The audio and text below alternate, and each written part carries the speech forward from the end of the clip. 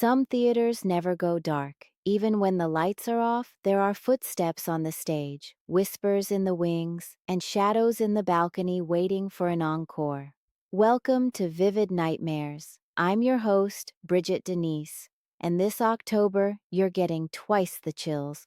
Haunted History episodes dropping every Thursday, along with our regular true crime episodes every Friday.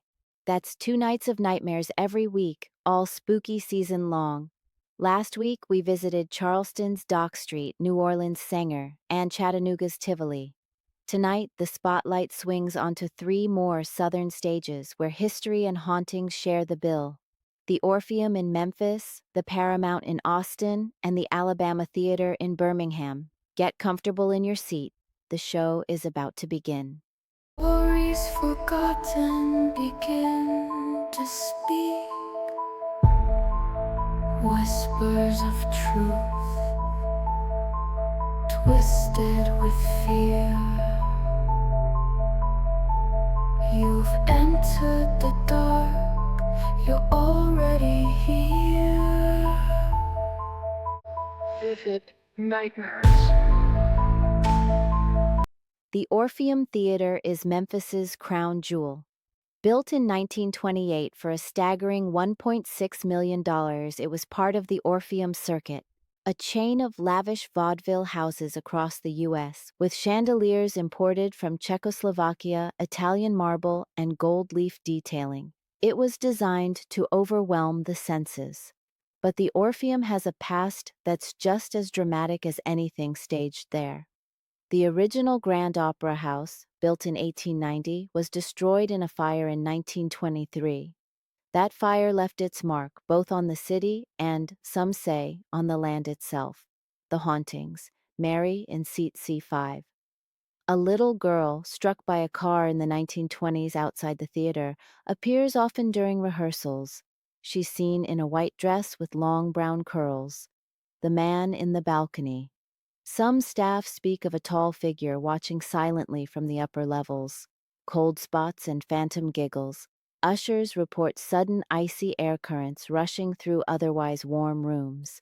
Giggles and running footsteps echo when the theater is empty. During intermission, one of the staff asked if we'd let a child into the balcony. No tickets sold, no children seen at the doors.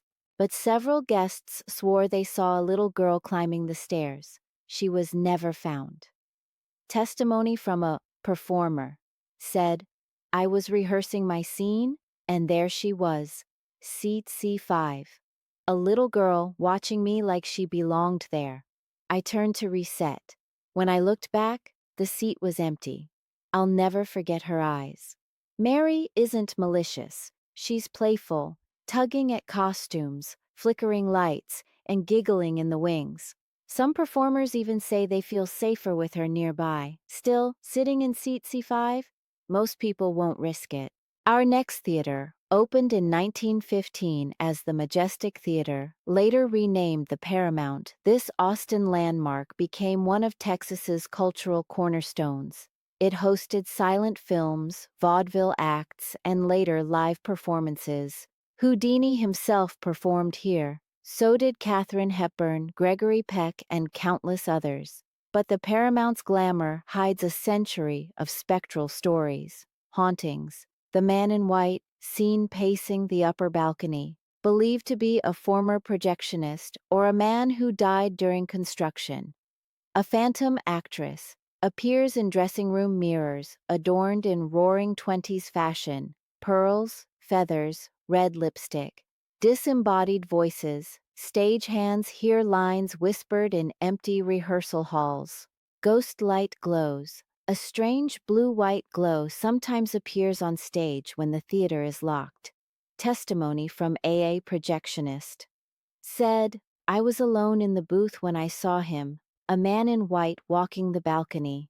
He turned and stepped into the shadows. I checked every door, locked. I was the only one inside." Testimony from a actress said, "I glanced in the mirror. She was there behind me, smiling, dressed like it was 1925. When I spun around, gone, but the scent of perfume lingered. Roses, old perfume." Many theaters keep a single bulb burning on stage, a ghost light. It's meant as a safety measure, but tradition says it's to keep spirits appeased. At the Paramount, sometimes the ghost light doesn't just glow, it flickers, pulsing like someone's standing in its path. For the last theater on the list, in 1927, my hometown of Birmingham opened the Alabama Theatre as a silent movie palace. Built for Paramount Pictures, it seated over 2,500 people and cost $1.5 million. A fortune at the time. The style?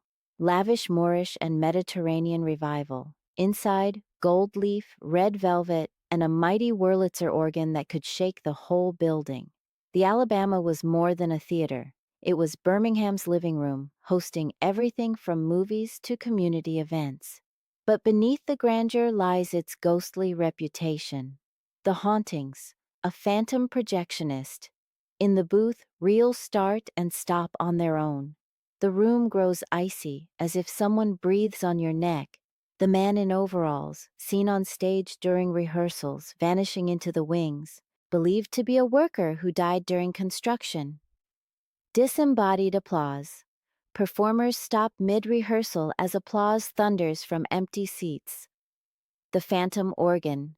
Staff claim the mighty Wurlitzer plays faint notes late at night, when no one is seated at the keys.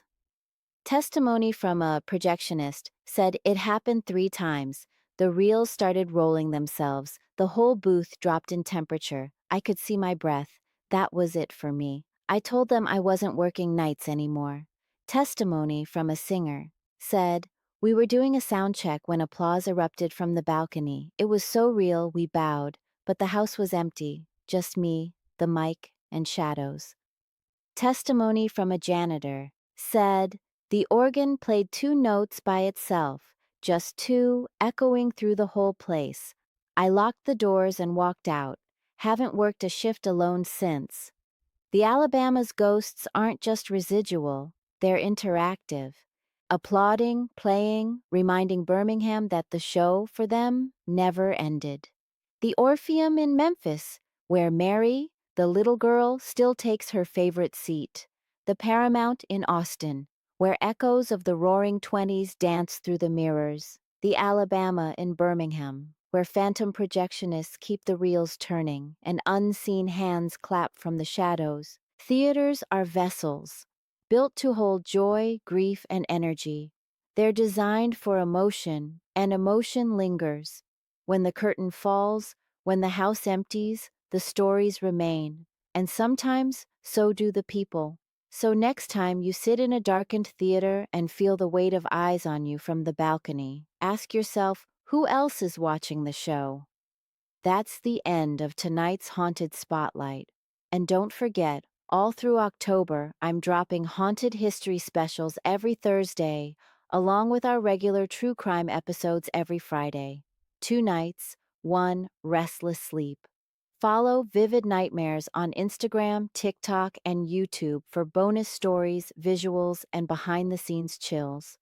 Next week, we leave the velvet seats behind and climb the spiral staircases of southern lighthouses, from St. Augustine to Tybee Island, where keepers never abandon their posts, even in death. Until then, sleep well, if you can. Already here. Vivid nightmares.